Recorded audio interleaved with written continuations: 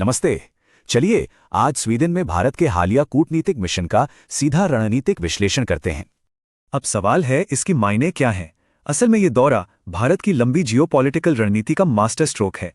इसे हम 4 हिस्सों में बांटेंगे: कूटनीति, अर्थव्यवस्था, तकनीक और इसका पूरा रणनीतिक असर। स्वीडिश एयरफोर्स का वो एस्कॉर्ट सिर्फ स्वागत नहीं था, ये यूरोप में भारत की बढ़ती धाक का सीधा सबूत था। और हाँ, स्वीडन ने अपना सबसे बड़ा नागरिक सम्मान royal order of the polar star भी उन्हें दिया। कमांडर ग्रैंड क्रॉस की ये उपाधि ग्लोबल कूटनीति में भारत के मजबूत होते दबदबे को दिखाती है। सोचिए, ये उनका 31वां अंतर्राष्ट्रीय सम्मान है।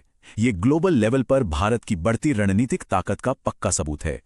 अब इकोनॉमी की बात करें तो $7.75 बिलियन का व्यापार स्वीडन को भारत का बहुत अहम साझेदार बनाता है। यहां भारत ने कमाल की दोहरी रणनीति अपनाई, सरकारी कूटनीति भी और साथ ही बड़े कॉरपोरेट्स के साथ सीधी बातचीत। ग्लोबल सप्लाई चेन में भारत की आज़ादी के लिए मार्क्स लीडरशिप से हुई बातचीत एक असली मास्टर स्ट्रोक है।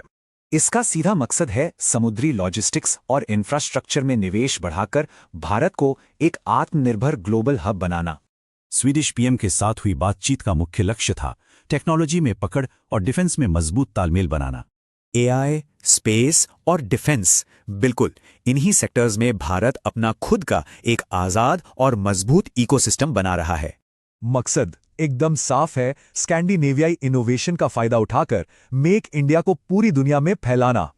लेकिन रुकिए, ये मिशन सिर्फ मिलिट्री और ट्रेड तक सीमित नहीं था। यहां भारत की सॉफ्ट पावर भी दिखी। चलिए पीछे मुड़कर देखें। 2018 के बाद से ही नॉर्डिक देशों में भारत का प्रभाव लगातार गहरा होता जा रहा है। स्वीडिश कलाकारों का भरतनाट्यम करना और वैष्णव जंतो गाना, सच में यह सांस्कृतिक जुड़ाव बेमिसाल था। बंगाली संस्कृति की झलक ने दिखा दिया कि उत्तरी यूरोप में भारत की सॉफ्ट पावर कितनी असरदार है। तो कुल मिलाकर बात यह है, ये दौरा महज एक औपचारिकता नहीं बल्कि एक बेहद दूरदर्शी जियोपॉलिटिकल रणनीति थी। इसका सीधा निशाना था सप्लाई चेन सुरक्षित करना, कटिंग एज तकनीक हासिल करना और ग्लोबल डिफेंस में अपना दबदबा बढ़ाना। सोचने वाली बात है, एक ग्लोबल टेक और लॉजिस्टिक्स पावर हाउस बनते भारत का अगला बड़ा रणनीतिक साझेदार कौन होगा? Boost your knowledge. Make sure to like, share, and subscribe right now.